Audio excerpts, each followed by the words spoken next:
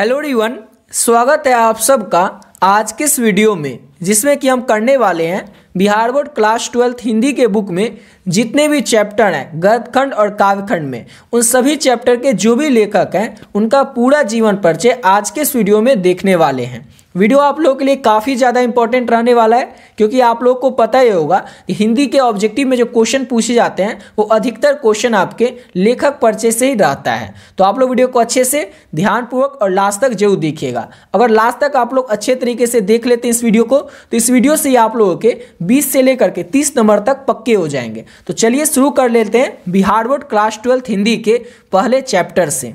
और पहला चैप्टर है हमारा बातचीत। और बातचीत के लेखक कौन है? तो बातचीत के लेखक है बालकृष्ण भट्ट। और एक और चीज आपको याद रखना है, बातचीत क्या है? तो एक निबंध है, क्योंकि आपसे एग्जाम में पूछा जा सकता है कि बातचीत क्या है। निबंध है, कहानी है, उपन्यास है या एकांकी है। तो याद रखना है आप लोग को, बातचीत एक निबंध है। और इस निबंध के लेखक हैं बालकृष्ण भट्ट, जिनका कि जन्म हुआ था 23 जून 1844 को और इनकी मृत्यु हुई थी 20 जुलाई 1914 को। अब इनका जन्मस्थान कहाँ है? इनका जन्म हुआ कहाँ पर था? तो इलाहाबाद उत्तर प्रदेश में जन्म हुआ था बालकृष्ण भट्ट का। और इनकी माता का नाम था पार्वती देवी और इनके पिता का नाम था बेनी प्रसाद भट्ट। एक और चीज आपको याद रखना है कि बालकृष्ण भट्ट के जो पिताजी थे बेनी प्रसाद भट्ट, पेशे से एक व्यापारी थे। ये भी आपसे पूछा जा सकता है, एक वर्ष पूछा भी गया था शायद 2021 या 22 में, कि बेनी प्रसाद भट्ट जो बालकृष्ण भट्ट के पिता थे वो पेशे से क्या थे? तो याद रखना आपको, व्यापारी थे। और बालकृष्ण भट्ट किस युग के हैं? तो ये भारतेंदु युग के हैं। समझ गए? पहला चैप्टर में बस आपको इतना ही याद रखना है, और इतना से ही आपके 3 से 4 ऑब्जेक्टिव पक्के पूछे ही जाएंगे। तो आपको याद रखना है बिहार बोर्ड क्लास 12 हिंदी का चैप्टर फर्स्ट है हमारा बातचीत, जो कि एक निबंध है, जिसके की लेखक है बालकृष्ण भट्ट, जिनका कि जन्म हुआ था 23 जून 1844 को, मृत्यु हुई थी इनकी 20 जुलाई 1914 को। और इनका जन्मस्थान जो है वह इलाहाबाद उत्तर प्रदेश में। इनकी माता का नाम था पार्वती देवी और इनके पिता का नाम था बेनी प्रसाद भट्ट, और इनके पिता पेशे से एक व्यापारी थे। बालकृष्ण भट्ट जो थे वो किस युग के थे? तो भारतेंदु युग के थे। समझ गए? अब आते हैं अपने दूसरे चैप्टर पे। और दूसरा चैप्टर है हमारा उसने कहा था। उसने कहा था जो है कहानी है, और इस कहानी के लेखक हैं चंद्र शर्मा गुलेरी। और चंद्र शर्मा गुलेरी की बात करें तो इनका जन्म हुआ था 7 जुलाई 1883 को और इनकी मृत्यु हुई थी 20 सितंबर 1922 को। और इनका जो जन्म स्थान है चंद्र शर्मा गुलेरी का, वह है जयपुर राजस्थान में। और इनके पिता का नाम था पंडित शिवराम। और ये किस युग के थे? तो द्विवेदी युग के थे। एक दो और पॉइंट है जो आपको नोट कर लेना है या फिर याद रखना है। जैसे कि इनका जन्म जो है चंद्र शर्मा गुलेरी का, वो तो हुआ था जयपुर राजस्थान में, लेकिन ये रहने वाले कहाँ के थे? तो चंद्र शर्मा गुलेरी जो थे वो गुलेर नामक ग्राम, इनके गांव का नाम था गुलेर नामक गांव, और जो कि कांगड़ा में पड़ता है। कांगड़ा कहाँ पर है? तो कांगड़ा भी आपको याद रखना है हिमाचल प्रदेश में है। गुलेर नामक ग्राम कांगड़ा जो कि हिमाचल प्रदेश में पड़ता है, यहाँ के ये रहने वाले थे। समझ गए ना? चंद्र शर्मा गुलेरी, लेकिन इनका जन्म हुआ था जयपुर राजस्थान में। समझ गए? एक और चीज आपको याद रखना है कि उसने कहा था कहानी लिखी कब गई थी? तो 1915 में लिखी गई थी। सुखमय जीवन, आपको ये भी याद रखना है, सुखमय जीवन जो है, सुखमय जीवन, थोड़ा आप लोग देख लीजिए, यहाँ पर ठीक से लिखा नहीं पा रहा है। सुखमय जीवन और बुध का कांटा, ये जो दो है ये किनकी कहानी है? बुध का कांटा। तो जो चंद्र शर्मा गुलेरी है इनके ही ये रचना है सुखमय जीवन और बुध का कांटा, जो कि लिखा गया था चंद्र शर्मा गुलेरी के द्वारा 1911 में। समझ गए? दोनों ही लिखा गया था, सुखमय जीवन और बुध का कांटा दोनों ही लिखा गया था चंद्र शर्मा गुलेरी के द्वारा 1911 में ही। समझ गए? और आपको याद रखना है कि चंद्र शर्मा गुलेरी जो थे ना, वो केवल और केवल 3 ही कहानी लिखे थे। ऐसा नहीं कि 3-4 के अलावा भी कोई कहानी कुछ लिखे होंगे, केवल और केवल 3 कहानी लिखे थे। पहला तो सबको पता है उसने कहा था कहानी, जो कि लिखे थे 1915 में। इसके अलावा 2 कहानी जो लिखे थे अभी आपको बता दिए, सुखमय जीवन और बुध का कांटा, जो कि दोनों ही ये कहानी लिखे थे 1911 में। समझ गए? बस इतना ही आपको याद रखना है चंद्र शर्मा गुलेरी के बारे में। एक बार फिर से देख लीजिए, उसने कहा था कहानी के लेखक है चंद्र शर्मा गुलेरी, जो कि एक कहानी है। और इनका जन्म हुआ था चंद्र शर्मा गुलेरी का 7 जुलाई 1883 को, मृत्यु हुई थी इनकी 12 सितंबर 1922 को। इनका जन्म है जो है वह हुआ था जयपुर राजस्थान में। और इनका जो रहने वाले थे वो थे गुलेर नामक ग्राम, कांगड़ा, हिमाचल प्रदेश के। इनके पिता का नाम था पंडित शिवराम और ये किस युग के थे? तो द्विवेदी युग के थे। और अगला क्वेश्चन करने से पहले आपको बताना चाहेंगे कि अगर अभी तक आप लोग हिंदी और इंग्लिश का जो इंपॉर्टेंट गेस क्वेश्चन का पीडीएफ है वो नहीं लिए तो आप लोग किस तरह से इस पीडीएफ को ले सकते हैं। ऑलरेडी बहुत सारे बच्चे जो है पहले से इस पीडीएफ को ले चुके हैं, तो जो भी बच्चे पहले से इस पीडीएफ को ले चुके हैं वे लोग वीडियो को थोड़ा स्किप करके आप लोग अगले चैप्टर से देख लीजिएगा। लेकिन जो लोग बचे हुए हैं अभी तक इस पीडीएफ को नहीं लिए हैं उनको बता दें कि इस पीडीएफ में आपको क्या क्या मिलेगा और किस तरह से आपको लेना और किस तरह से आपको लेना, और साथ ही साथ क्यों पीडीएफ आपको लेना चाहिए, क्यों आपके लिए इंपॉर्टेंट है। आपके लिए इसलिए इंपॉर्टेंट है क्योंकि इसमें हिंदी और इंग्लिश सभी चैप्टर के, हिंदी और इंग्लिश में जितने भी चैप्टर हैं सभी चैप्टर के जो भी इंपॉर्टेंट ऑब्जेक्टिव या सब्जेक्टिव क्वेश्चन है आपके बोर्ड एग्जाम के लिए इंपॉर्टेंट, सारा का सारा प्रश्न इसमें ऐड कर दिया गया, ऑब्जेक्टिव और सब्जेक्टिव दोनों प्रश्न, समझ गए ना। और चैप्टर वाइज जैसे कि आपके हिंदी में टोटल चैप्टर है 26 गद्यखंड और काव्यखंड मिला करके, और इंग्लिश में टोटल चैप्टर है प्रोस और पोएट्री मिला करके 21 चैप्टर।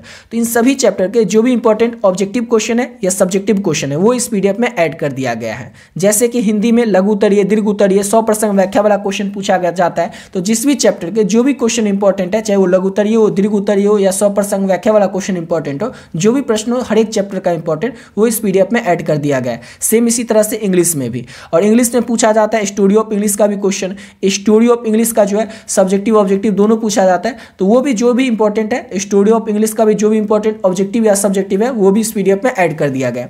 साथ ही साथ पिछले 12 साल में आपके हिंदी के एग्जाम में जो भी ऑब्जेक्टिव क्वेश्चन पूछा गया वो भी आपको आंसर के साथ इस पीडीएफ में हिंदी और इंग्लिश दोनों में देखने को मिल जाएगा, समझ गए।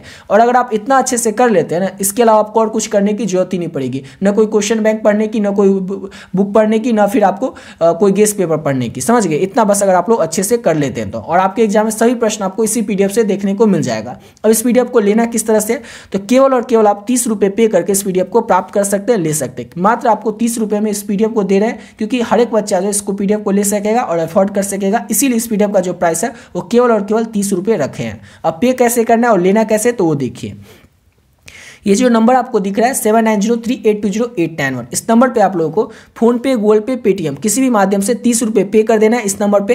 और जैसे ही आप पे करते हैं इसका स्क्रीनशॉट ले करके आप लोगों को इसी नंबर से जो व्हाट्सएप है, इस व्हाट्सएप पे आपको स्क्रीनशॉट को भेज देना है। और स्क्रीनशॉट भेजने के बाद बस एक छोटा सा मैसेज कर देना है हिंदी और इंग्लिश, जिससे कि ये पता चल जाए आपको हिंदी और इंग्लिश का पीडीएफ चाहिए। जैसे ही आप पे करके स्क्रीनशॉट भेजेंगे, सब्जेक्ट का नाम बताएंगे, आपको जो पीडीएफ है तुरंत मिल जाएगा, समझ गए ना। और सिंपल से आपको व्हाट्सएप पर ही पीडीएफ मिलेगा, क्योंकि आपको कई बार क्या होता है ना, ऐप डाउनलोड करने की जरूरत पड़ती है या फिर आपको किसी वेबसाइट से डाउनलोड करना पड़ता है, तो उसमें आपको प्रॉब्लम की सामना करना पड़ता है, समझ गए, कठिनाइयों का सामना करना पड़ता है, जिस वजह से आपसे हो नहीं पाता है। इसलिए आपको सिंपल सा ये जो पीडीएफ है ये आपको आपके व्हाट्सएप नंबर पर मिल जाएगा, समझ गए। आपके व्हाट्सएप पर ये पीडीएफ मिल जाएगा, जैसे आप पे करके स्क्रीनशॉट भेजेंगे, सब्जेक्ट का नाम बताएंगे। और इसको अगर अच्छे से कर लेते हैं तो आपसे एग्जाम में एक भी प्रश्न छूटने वाला नहीं है। क्यों? क्योंकि आपके एग्जाम में क्वेश्चन कहाँ से आएंगे, तो आएंगे तो बुक से ही ना, बुक के किसी चैप्टर से ही ना। और हर एक चैप्टर का जो भी इंपॉर्टेंट ऑब्जेक्टिव है, सब्जेक्टिव है, वो इस पीडीएफ में ऐड कर दिया गया है। यानी कि क्वेश्चन कहीं से भी आएगा तो आपको इसी पीडीएफ से देखने को मिल जाएगा। यानी कि अगर आप इसको अच्छे से कर लेते हैं तो आपसे एग्जाम में एक भी प्रश्न छूटने वाला नहीं है। तो जो भी बच्चे बचे हुए हैं अभी तक इस पीडीएफ को नहीं लिए, तो आप लोग भी केवल और केवल 30 रुपये पे करके इस पीडीएफ को ले सकते हैं। अब आते हैं अपने अगले चैप्टर पे, और अगला चैप्टर क्या हमारा, तो अगला चैप्टर हमारा चैप्टर 3 जो कि हमारा संपूर्ण क्रांति। अब संपूर्ण क्रांति क्या है, तो एक भाषण है। ये भाषण किसके द्वारा दिया गया था, तो जयप्रकाश नारायण के द्वारा ये भाषण दिया गया था पटना के गांधी मैदान में 5 जून 1974 को। अब जयप्रकाश नारायण की बात कर ले तो इनका जन्म हुआ था 11 अक्टूबर 1902 को और इनकी मृत्यु हुई थी 8 अक्टूबर 1979 को। इनका जन्म हुआ था सिताब दियारा गाँव में, जो कि ये गाँव जो है ये उत्तर प्रदेश के और बिहार के सारण जिले में फैला हुआ है। इनकी माता का नाम था फूलन रानी देवी और इनके पिता का नाम था हरसू दयाल। इनके पुकार का नाम बचपन में था बाउल, तथा ये बड़े होने पर लोकनायक और जेपी के नाम से फेमस हो गए थे, याद रखिएगा। इनकी पत्नी का नाम था, जयप्रकाश नारायण के पत्नी का नाम था प्रभावती देवी, जो कि प्रभावती देवी जो थी ये प्रसिद्ध गांधीवादी ब्रज किशोर की पुत्री थी। और एक साल क्या हो गया था, ये क्वेश्चन लघु उत्तरीय में पूछा गया था। बताइए, ये क्वेश्चन पूछा गया था कि जयप्रकाश नारायण की पत्नी जो थी वो किसकी पुत्री थी, तो ये आपको लिखना होगा इसके लिए आंसर कि जयप्रकाश नारायण की पत्नी का नाम था प्रभावती देवी, जो कि प्रसिद्ध गांधीवादी ब्रज किशोर प्रसाद की पुत्री थी। समझ गए ना, ये क्वेश्चन लघु उत्तरीय में पूछा गया था, तो अच्छे से इसको याद रखिएगा, समझ गए। और ये किस सदी के थे, जयप्रकाश नारायण, तो 20वीं सदी के थे। बस आपको इतना ही याद रखना है, समझ गए। एक बार फिर से देख लीजिए। तो चैप्टर 3 हमारा संपूर्ण क्रांति, जो कि एक भाषण है, जो ये भाषण दिया गया था जयप्रकाश नारायण के द्वारा 5 जून 1974 को पटना के गांधी मैदान में। और इस भाषण को दिया गया था जयप्रकाश नारायण के द्वारा, जिनका कि जन्म हुआ था 11 अक्टूबर 1902 को, मृत्यु हुई थी इनकी 8 अक्टूबर 1979 को। जन्म स्थान है इनका सिताब दियारा गांव में, जो कि ये गांव जो है ये उत्तर प्रदेश के बलिया और बिहार के सारण जिले में फैला हुआ है। इनकी माता का नाम था फूलन रानी देवी और इनके पिता का नाम था हर्षु दयाल। इनके पुकार का नाम था बचपन में बाउल और बड़े होने पर ये लोकनायक और जेपी के नाम से प्रसिद्ध हो गए थे। इनकी पत्नी का नाम था प्रभावती देवी, जो कि प्रसिद्ध गांधीवादी ब्रज किशोर की पुत्री थी। ये 20वीं सदी के थे। अब देखते हैं अपने चैप्टर 4 को, और चैप्टर 4 है हमारा अर्धनारीश्वर। अर्धनारीश्वर जो कि एक निबंध है, और इस निबंध के लेखक कौन है तो रामधारी सिंह दिनकर है। दिनकर की बात करें तो इनका जन्म हुआ था 23 सितंबर 1908 को और इनकी मृत्यु हुई थी 24 अप्रैल 1974 को। जन्म स्थान है इनका सिमरिया बेगूसराय बिहार में। इनकी माता का नाम था मंडूप देवी और इनके पिता का नाम था रवि सिंह। इनकी पत्नी का नाम था श्यामवती देवी और ये दिनकर जो थे ये छायादोत्तर युग के थे। समझ गए, दिनकर किस युग के थे तो छायादोत्तर युग के थे। तो इतना सब कुछ आपको याद रखना है दिनकर जी के बारे में, समझ गए ना। तो एक बार फिर से देख लीजिए, चैप्टर 4 है हमारा अर्धनारीश्वर, जो कि एक निबंध है जिसके लेखक है रामधारी सिंह दिनकर। रामधारी सिंह दिनकर का जन्म हुआ था 23 सितंबर 1908 को और इनकी मृत्यु हुई थी 24 अप्रैल 1974 को। जन्म स्थान है इनका सिमरिया बेगूसराय बिहार में। इनकी माता का नाम था मनरूप देवी और इनके पिता का नाम था रवि सिंह और इनकी पत्नी का नाम था श्यामवती देवी। और ये किस युग के थे तो दिनकर जो थे ये छायादोत्तर युग के थे। अब चैप्टर 5 की बात करें तो चैप्टर 5 हमारा रोज। रोज क्या है तो रोज एक कहानी है और इस कहानी के लेखक है अज्ञे, और अज्ञे का पूरा नाम है सचिदानंद हीरानंद वात्सल अज्ञे। तो आपसे एग्जाम में ये भी क्वेश्चन पूछा जाएगा कि अज्ञे का पूरा नाम क्या है, तो याद रखना है सचिदानंद हीरानंद वात्सल अज्ञे का पूरा नाम है। अज्ञे की बात करें तो इनका जन्म हुआ था 7 मार्च 1911 को और इनकी मृत्यु हुई थी 4 अप्रैल 1987 को। जन्म स्थान है इनका कसैया कुशीनगर, जो कि उत्तर प्रदेश में पड़ता है। और इनका मूल निवास, जन्म स्थान तो हुआ था कसैया कुशीनगर उत्तर प्रदेश में, लेकिन ये रहने वाले थे करतरपुर पंजाब के। इनकी माता का नाम था वैंती देवी और इनके पिता का नाम था डॉक्टर हीरानंद शास्त्री। और ये अज्ञे जो थे ये प्रयोगवाद से संबंधित थे। तो चैप्टर 5 है हमारा रोज, जो कि एक कहानी है और इस कहानी के लेखक है अज्ञे। अज्ञे का पूरा नाम था सचिदानंद हीरानंद वात्सल अज्ञे। अज्ञे का जन्म हुआ था 7 मार्च 1911 को, मृत्यु हुई थी 4 अप्रैल 1987 को। जन्मस्थान है इनका कसैया कुशीनगर उत्तर प्रदेश में। मूल निवास है इनका करतरपुर पंजाब और इनकी माता का नाम था वैंती देवी और इनके पिता का नाम था डॉक्टर हीरानंद शास्त्री। अज्ञे जो है ये प्रयोगवाद से संबंधित है। याद रखिएगा रोज कहानी की नायिका का नाम क्या था, तो रोज कहानी की जो नायिका थी उनका नाम था मालती, और मालती जो थी इनके पति का नाम क्या था तो महेश्वर नाम था मालती के पति का नाम। समझ गए, ये भी आप लोग याद रखिएगा। अगला चैप्टर है हमारा चैप्टर 6, जो कि है एक लेख और एक पत्र। एक लेख और एक पत्र है क्या तो एक निबंध है और इसके लेखक कौन है। और ये आपसे ऑप्शन में अगर निबंध के अलावा पत्र रहे तो आप लोग लिख दीजिएगा कि एक लेख और एक पत्र जो है ये पत्र भी पत्र है, लेकिन इसको निबंध के तौर पर लिखा गया था, इसलिए दोनों ही हैं। अगर ऑप्शन में ऐसा रहे निबंध पत्र ऑप्शन ए और बी दोनों, यानी कि दोनों है या फिर इनमें से कोई नहीं, तो याद रखिएगा कि जो एक लेख और एक पत्र है ये निबंध और पत्र दोनों है, इसलिए दोनों लगा सकते हैं। लेकिन ऑप्शन में अगर आपको सिर्फ पत्र रहे तो ये पत्र लगाएगा, निबंध रहे तो निबंध लगाइएगा, और दोनों रहे तो ऑप्शन सी होगा। समझ गए। तो एक लेख और एक पत्र एक निबंध है जिसके लेखक है भगत सिंह। भगत सिंह ने जो ये पत्र है ये जेल से सुखदेव को लिखा था, इस पाठ के अनुसार आपको याद रखना, क्योंकि भगत सिंह तो कई सारा पत्र लिखे होंगे। आपसे पूछा जाएगा कि भगत सिंह ने किसको पत्र लिखा था, तो भगत सिंह तो कितने सारे पत्र लिखे थे, कई सारे व्यक्तियों को लिखे थे, इसलिए क्वेश्चन में ये रहेगा कि पाठ के आधार पर बताइए। तो याद रखना है पाठ के आधार पर भगत सिंह ने सुखदेव को पत्र लिखा था।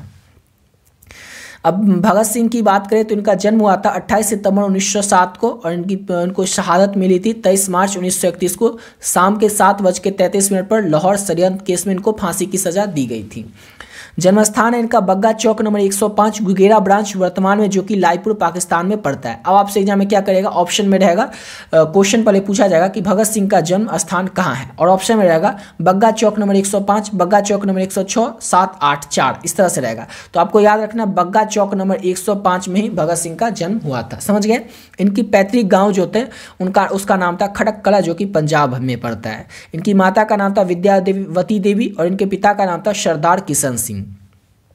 समझ गए। इतना आपको याद रखना है भगत सिंह के बारे में। चैप्टर 6 है हमारा एक लेख और एक पत्र, जो कि एक निबंध है जिसके लेखक भगत सिंह है। भगत सिंह का जन्म हुआ था 28 सितंबर 1907 को और इनकी शहादत मिली थी इनको 23 मार्च 1931 को, और मिली थी किस केस में, तो लाहौर षड्यंत्र केस में। जन्मस्थान है इनका बग्गा चौक नंबर 105 गुगेरा ब्रांच, जो कि वर्तमान में लाईपुर पाकिस्तान में पड़ता है। इनके पैतृक गांव का नाम था खड़ककला पंजाब। इनकी माता का नाम था विद्यावती देवी और इनके पिता का नाम था सरदार किशन सिंह।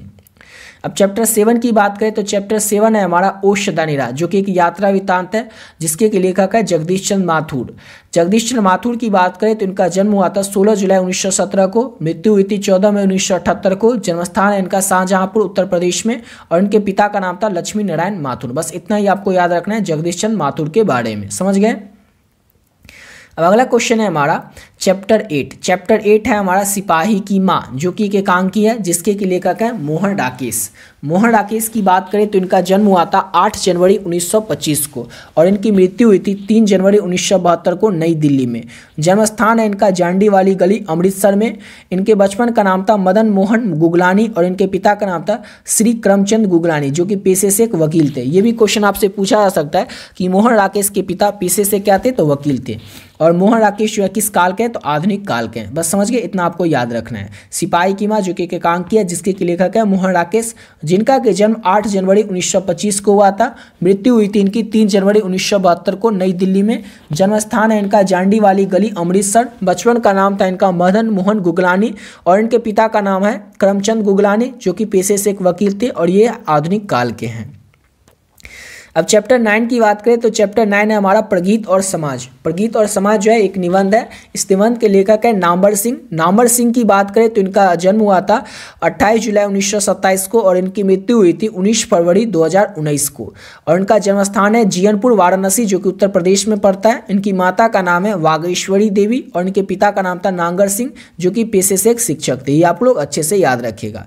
तो चैप्टर 9 है हमारा प्रगीत और समाज, जो कि एक निबंध है जिसके लेखक नामवर सिंह है। नामवर सिंह की बात करें तो इनका जन्म हुआ था 28 जुलाई 1927 को, मृत्यु हुई थी 19 फरवरी 2019 को। जन्मस्थान है इनका जीयनपुर वाराणसी, जो कि उत्तर प्रदेश में पड़ता है। माता का नाम था वागेश्वरी देवी, पिता का नाम था नांगर सिंह, जो कि पेशे से एक शिक्षक थे।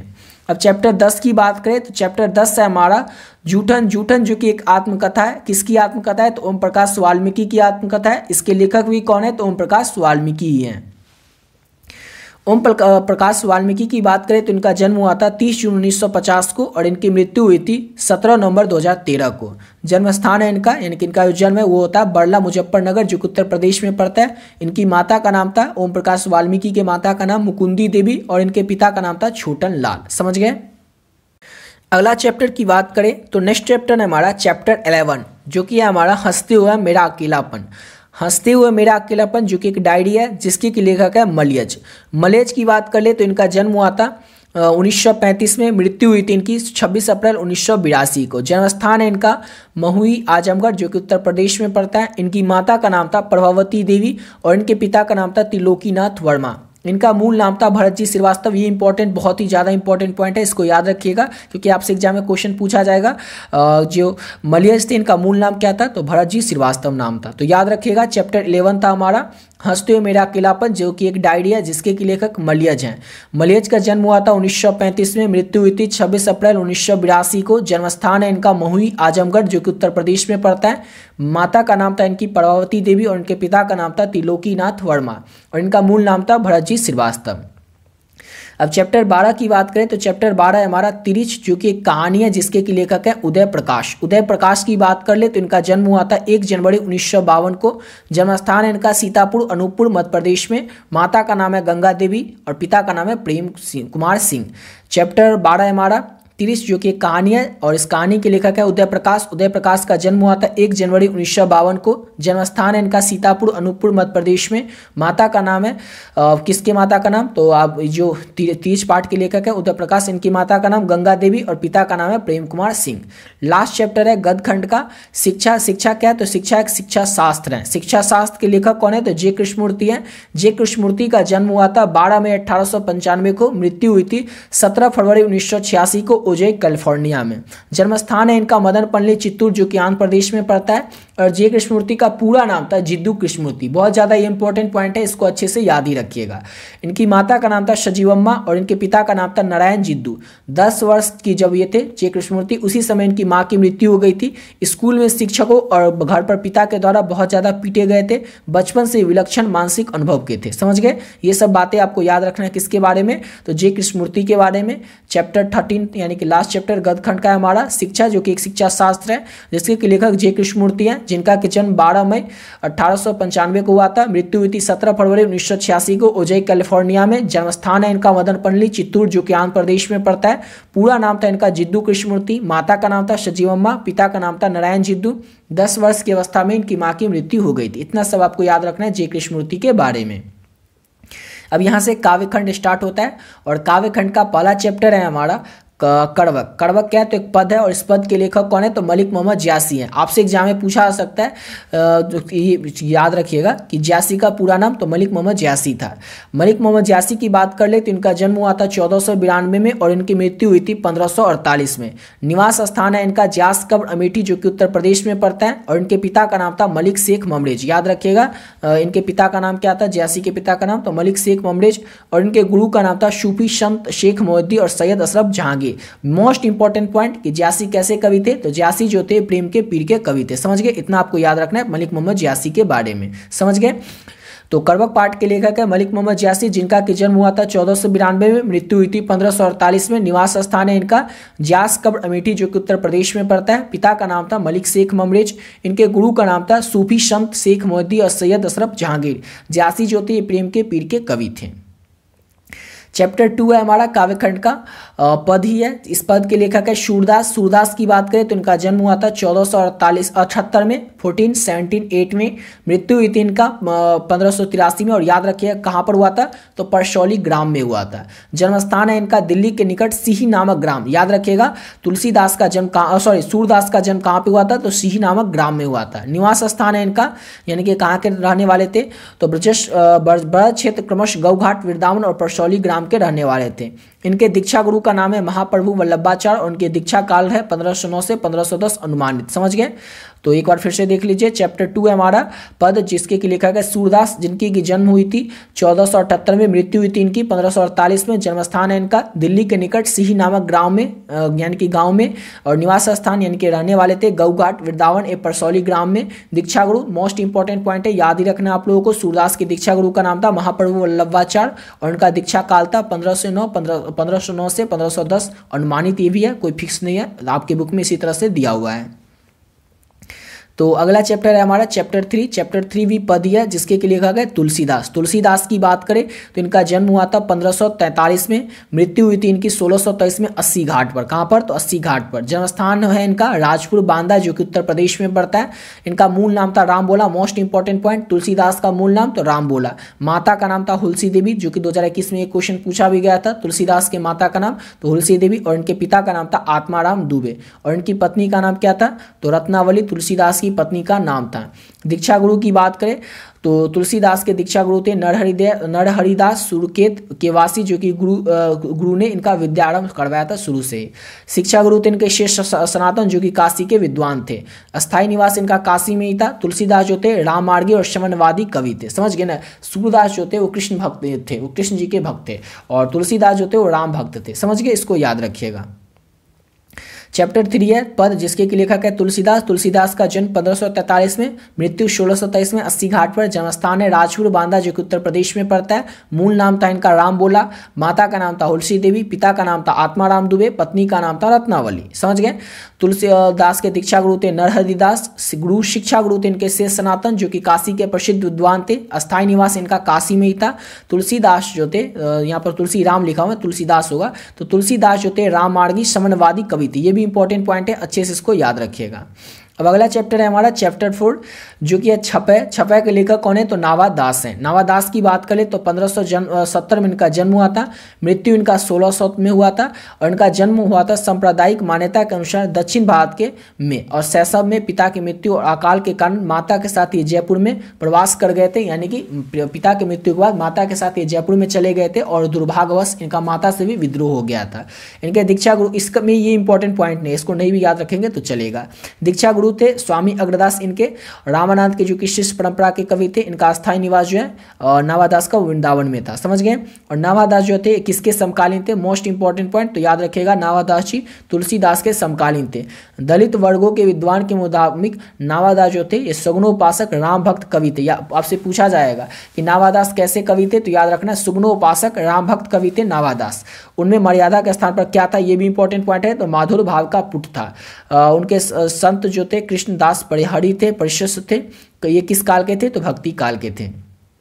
जो इंपॉर्टेंट पॉइंट है वो फिर से आपको बता देते हैं। तो चैप्टर 4 है छपै, जिसके लेखक है नावादास। नावादास की बात करें तो इनका जन्म हुआ था 1570 में, मृत्यु हुई थी इनकी 1600 में, समझ गए। इंपॉर्टेंट पॉइंट आपको सिर्फ बता रहे हैं। इनके दीक्षा गुरु थे स्वामी अग्रदास, इनका स्थायी निवास था वृंदावन में। नावादास जी जो थे वो तुलसीदास के समकालीन थे। और दलित वर्गों के विद्वानों के मुताबिक नावादास जो थे ये सगुणोपासक राम भक्त कवि थे, और उनमें मर्यादा के स्थान पर माधुर भाव का पुट था, समझ गए। और ये किस काल के थे? तो भक्ति काल के थे। अब आते हैं अपने चैप्टर 5 पे, और चैप्टर 5 है हमारा कवित। कवित की बात करें तो इसके लेखक है भूषण।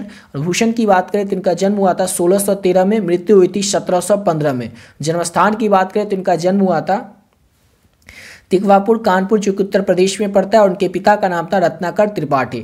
भूषण किस काल के थे? तो भूषण रीति काल के प्रसिद्ध कवि थे। और रीति काल के किस धारा के कवि थे? तो याद रखिएगा भूषण जो थे रीति काल के रीति युक्त धारा के कवि थे। भूषण का जो ये भूषण उपनाम था किसके द्वारा दिया गया था? तो चित्रकूट के सोलंकी राजा रुद्रशाह ने कवि भूषण की उपाधि इनको प्रदान की थी। ये भी आप लोग याद रखिएगा, समझ गए। इतना ही बस आपको याद रखना है भूषण के बारे में। जन्म हुआ था इनका 1613 में, मृत्यु हुई थी इनकी 1715 में। जन्मस्थान है इनका तिकवापुर कानपुर, जो कि उत्तर प्रदेश में पड़ता है। पिता का नाम था इनका रत्नाकर त्रिपाठी। और इनके ये किस काल के हैं भूषण? तो रीति काल के रीति युक्त धारा के हैं। और इनका जो भूषण नाम था उपनाम था ये दिया था चित्रकूट के राजा सोलंकी ने। तो चैप्टर 6 की बात करें तो चैप्टर 6 से हमारा तुमुल कोलाहल कलम है, जिसके लेखक है जयशंकर प्रसाद। जयशंकर प्रसाद की जन्म की बात करें तो इनका जन्म हुआ था 1889 में, समझ गए ना। और उस समय कौन सा शुक्ल था, संवत था, ये सब लिखा हुआ, लेकिन आपको बताने के लिए यहाँ पर लिख दिए, लेकिन ये इंपॉर्टेंट नहीं है। सिर्फ आपको जन्म याद रखना है, 1889 में जन्म हुआ था जयशंकर प्रसाद का। इनकी मृत्यु हुई थी 15 नवंबर 1937 को। जन्मस्थान है इनका वाराणसी में। इनके पिता का नाम था देवी प्रसाद साहू, और इनके पितामह यानी कि इनके दादा का नाम था शिवरतन साहू, जो कि तंबाकू बनाने के कारण सुगनी साहू के नाम से विख्यात थे, यानी कि प्रसिद्ध थे। तंबाकू बनाने के कारण इनके जो पितामह थे, दादा थे, वो क्या नाम से? तो सुगनी साहू के नाम से विख्यात हो गए थे। ये भी इंपॉर्टेंट पॉइंट है, इसको भी आप लोग याद रखिएगा।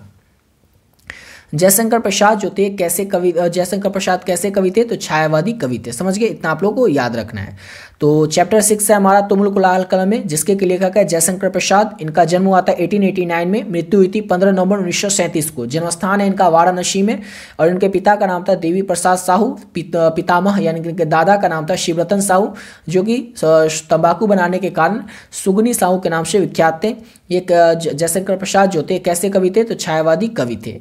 चैप्टर 7 की बात करें तो चैप्टर 7 है हमारा पुत्र वियोग, जिसकी की लेखिका है सुभद्रा कुमारी चौहान। इस चैप्टर से हर एक साल 3 ऑब्जेक्टिव क्वेश्चन पूछा आता है, लेकिन 2 तो फिक्स है कि पूछा ही जाएगा। बस इतना भी आपको बता रहे हैं, याद रख लीजिएगा इनके बारे में, सुभद्रा कुमारी चौहान के बारे में। तो 2 नंबर आपके पक्के। तो जन्म हुआ था इनका सुभद्रा कुमारी चौहान का 16 अगस्त 1904 को। मृत्यु हुई थी 15 फरवरी 1948 को। बसंत पंचमी के दिन नागपुर से जबलपुर वापसी में कार दुर्घटना में इनकी मृत्यु हो गई थी। जन्मस्थान है इनका निहालपुर इलाहाबाद, जो कि उत्तर प्रदेश में पड़ता है। और इनकी माता का नाम था श्रीमती धीराज कुंवर, और इनके पिता का नाम था ठाकुर रामनाथ सिंह, और पति का नाम था ठाकुर लक्ष्मण सिंह, जो कि आपसे एग्जाम में एक ऑब्जेक्टिव क्वेश्चन भी पूछा जाएगा।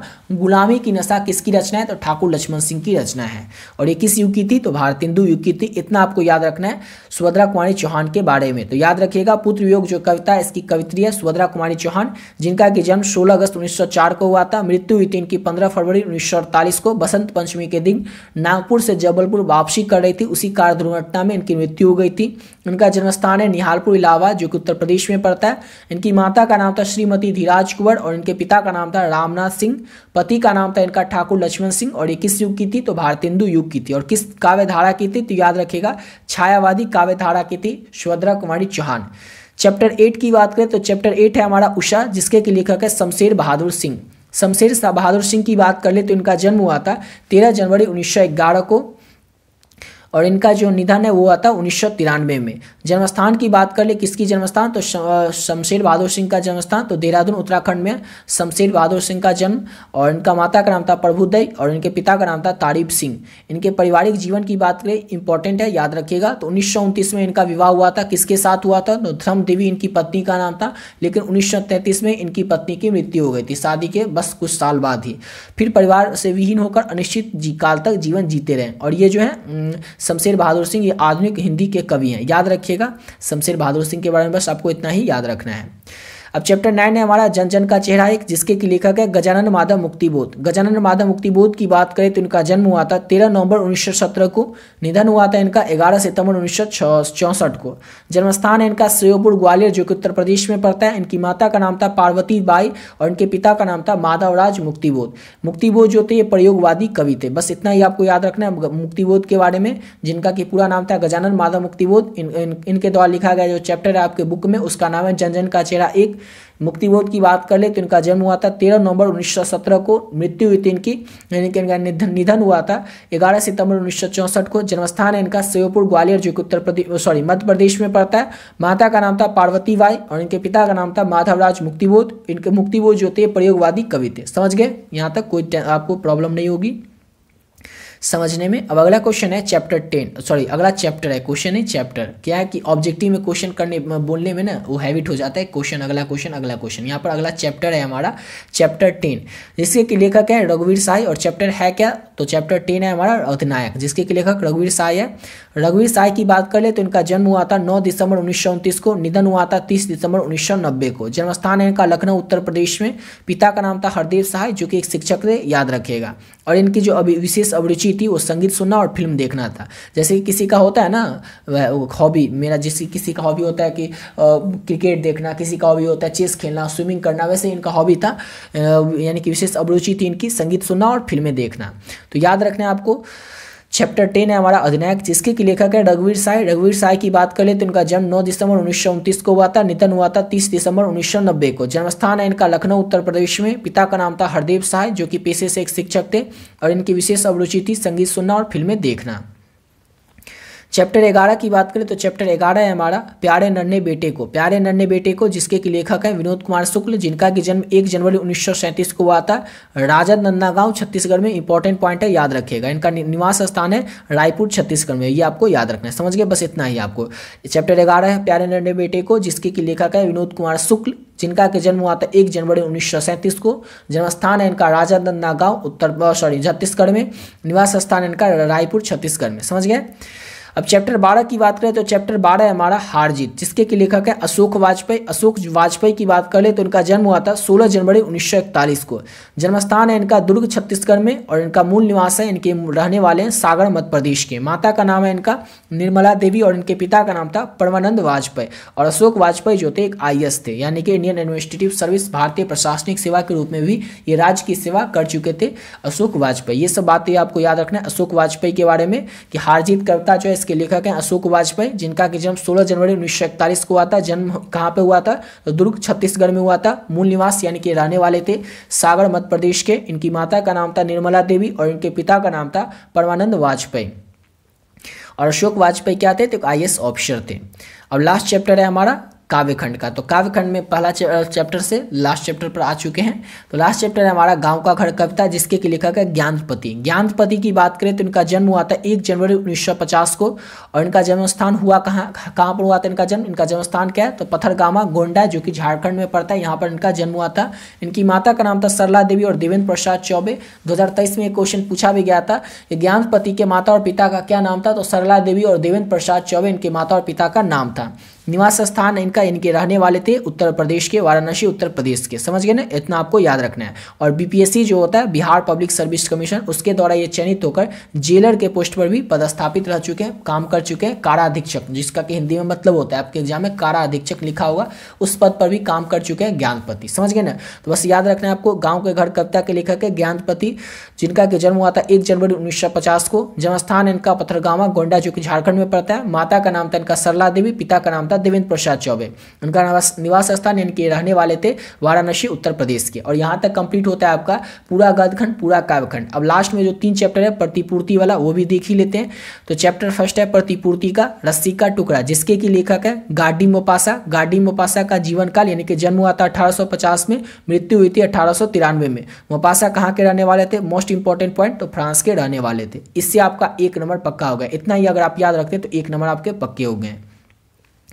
चैप्टर 2 है क्लर्क की मौत, जिसके की लेखक है एंटोन चेखम, जिनका कि जन्म हुआ था एंटोन चेखम का 1860 में, मृत्यु हुई थी 1904 में। और एंटोन चेखम कहाँ के? तो रूस के रहने वाले थे। इतना आपको याद रखना है चैप्टर 2 प्रतिपूर्ति से। और चैप्टर 3 प्रतिपूर्ति का लास्ट चैप्टर है पेशगी, जिसके की लेखक है हेनरी लोपेज, जिनका कि जन्म 1937 में हुआ था और ये कांगो के रहने वाले थे। इतना आपको याद रखना है। इस चैप्टर, हर एक चैप्टर से ना, इसके जो लास्ट में 3 चैप्टर है प्रतिपूर्ति का, इसके हर एक चैप्टर से एक ऑब्जेक्टिव क्वेश्चन पूछा जाता है। तो बस इसी में से पूछा जाएगा, आपको बता दिए। समझ गए? आशा करता हूँ आप लोग को वीडियो अच्छा लगा होगा। बहुत ही कम समय में आपको पूरा करवा दिए। इसको अगर आप लोग अच्छे से कर लिए होंगे, अच्छे से याद रखेंगे, तो यकीन मानिए 20 से 30 नंबर तो आपका यहीं से ऑब्जेक्टिव में पक्का हो गया। समझ गए? और ऊपर जो आपको पीडीएफ बताए थे, जो भी बच्चे बचे हुए हैं अभी तक उस पीडीएफ को नहीं लिए, तो केवल और केवल आप लोग 30 रुपये पे करके स्क्रीनशॉट भेज करके, और ऐसा नहीं कि सिर्फ हिंदी का मिलेगा, आपको हिंदी और इंग्लिश दोनों सब्जेक्ट का पीडीएफ देखने को मिल जाएगा। समझ गए ना? और अभी जो आपको ये लेखक परिचय करवाएं, जैसे ऑब्जेक्टिव क्वेश्चन जो होगा ना इसमें, तो पहले क्या होगा, पहला चैप्टर का जो लेखक परिचय अभी आपको करवाएं, तो वो लेखक परिचय होगा। फिर उस चैप्टर का जो ऑब्जेक्टिव क्वेश्चन इंपॉर्टेंट है वो होगा। फिर दूसरा चैप्टर का जो इंपॉर्टेंट ऑब्जेक्टिव होगा, वो लेखक परिचय होगा, वो होगा। फिर इंपॉर्टेंट ऑब्जेक्टिव होगा। तो इस तरह से आपको लेखक परिचय भी इस पीडीएफ में देखने को मिल जाएगा। तो अगर आप इतना अच्छे से कर लेते हैं ना, जो इस पीडीएफ में आपको दे रहे हैं, तो इसके अलावा आपको और कुछ करने की जरूरत ही नहीं पड़ेगी। केवल और केवल आप लोग 30 रुपये पे करके इस पीडीएफ को ले सकते हैं। ऑलरेडी बहुत सारे बच्चे पहले से इस पीडीएफ को ले चुके हैं। तो जो भी बच्चे पहले से इस पीडीएफ को ले चुके हैं, वो लोग तो आप लोगों को अच्छे तरीके से तैयार इसी पीडीएफ को कर लेना है। इसके अलावा आपको और कुछ करने की जरूरत ही नहीं पड़ेगी। और जो भी बच्चे बचे हुए हैं अभी तक इस पीडीएफ को नहीं लिए, तो केवल और केवल आप 30 रुपये पे करके इस पीडीएफ को ले सकते हैं। समझ गए? तो मिलते हैं नेक्स्ट वीडियो में नए वीडियो के साथ।